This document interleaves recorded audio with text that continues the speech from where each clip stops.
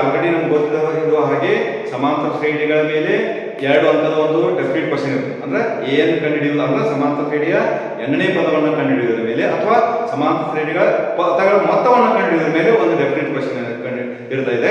ಈಗ ಆಲ್ರೆಡಿ ನಾವು ಏನ್ ಮೇಲೆ ಒಂದು ಲೆಕ್ಕವನ್ನು ಮಾಡಿದ್ದೀವಿ. ಈಗ ಪದಗಳ ಮೊತ್ತವನ್ನು ಯಾವ ರೀತಿಯಾಗಿ ಕಂಡುಹಿಡಬೇಕು ಅನ್ನೋ ಬಗ್ಗೆ ಗಮನ ಹರಿಸೋಣ. ಇಲ್ಲಿ ಒಂದು ಸಮಸ್ಯೆ ಇದೆ. ಏನಂತ ಅಂದ್ರೆ 6, 10, 14 ಈ ಸಮಾಂತರ ಶ್ರೇಣಿಯ ಮೊದಲ 20 ಪದಗಳ ಮೊತ್ತವನ್ನ ಸೂತ್ರವನ್ನ ಉಪಯೋಗಿಸಿ ಕಂಡುಹಿಡಿಯಿರಿ ಅಂತ ಒಂದು ಪ್ರಶ್ನೆ ಇದೆ. ಇಲ್ಲಿ ಈ ಸಮಸ್ಯೆಯಲ್ಲಿ ಏನಿದೆ ಅಂದ್ರೆ A6 ಇದೆ. ಅಂದ್ರೆ ಮೊದಲನೇ ಪದ 6 ಇದೆ ಸಮಾಂತರ ಶ್ರೇಣಿಯಲ್ಲಿ. ಇನ್ನ ಡಿ ಅಂದ್ರೆ ಗೊತ್ತಿದೆ ನಮಗೆ ಗೊತ್ತಿರುವ ಹಾಗೆ 2 ಅನುಕ್ರಮ ಪದಗಳ ನಡುವಿನ ವ್ಯತ್ಯಾಸ. ಅಂದ್ರೆ 10ರಲ್ಲಿ 6 ಕಳೆದ 4 ಅಥವಾ 14ರಲ್ಲಿ 10 ಕಳೆದ್ರೂ 4 ಬರ್ತದೆ. ಇನ್ನ ಎಷ್ಟು ಪದಗಳ ಮೊತ್ತ ಅಂತ ಹೇಳಿದ್ದಾರೆ? 20 ಪದಗಳ ಮೊತ್ತ ಅಂತ ಹೇಳಿದ್ದಾರೆ. ಆದ್ದರಿಂದ ಅಲ್ಲಿ n 20 ಬರ್ಬೋದು.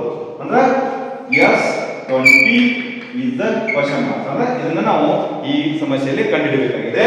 ಇನ್ನ ಈ ಫಾರ್ಮುಲಾ ಏನಿದೆ ಅಂದ್ರೆ ಸೂತ್ರ ಏನಿದೆ ಅಂದ್ರೆ Sn = n/2 into bracket 2a plus n minus 1 into d bracket complete. ಇನ್ನ ಈ ಸೂತ್ರದಲ್ಲಿ ನಾವು ವ್ಯಾಲ್ಯೂಗಳನ್ನ ಹಾಕುವುದು ಹೋಗೋಣ.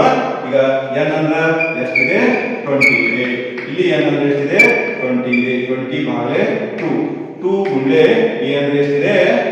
6 ಇದೆ ಪ್ಲಸ್ n ಅಂದ್ರೆ ಎಷ್ಟಿದೆ? 20 ಇದೆ.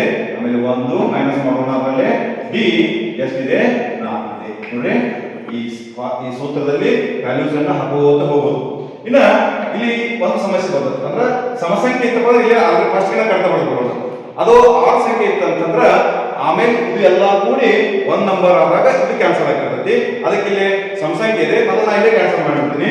2 ಒಂದೇ 2 10. ನೆಕ್ಸ್ಟ್ 6 2 12. 20ರಲ್ಲಿ 1 ಕಳೆದ 19 ಇಂಟು 4. ಈ 10 10 ಇಲ್ಲಿ ನಾವು ಏನು ಕಂಡುಹಿಡಿಯಬೇಕಾಗಿದೆ? S20 ಕಂಡುಹಿಡಿಯಬೇಕಾಗಿದೆ. 12 12 19 4 ಎಷ್ಟು? 76. 19 4 76 ಆಗಿದೆ. 10ಕ್ಕೆ 10 12 ಒಂದು 76 ಇದೆ 88 ಆಗ್ತದೆ. ಆದ್ದರಿಂದ 20 ಪದಗಳ ಮೊತ್ತ ಎಷ್ಟಾಗುತ್ತೆ? 88 880. ಇದು 880 ಅನ್ನೋದು ಏನು ಅಂದ್ರೆ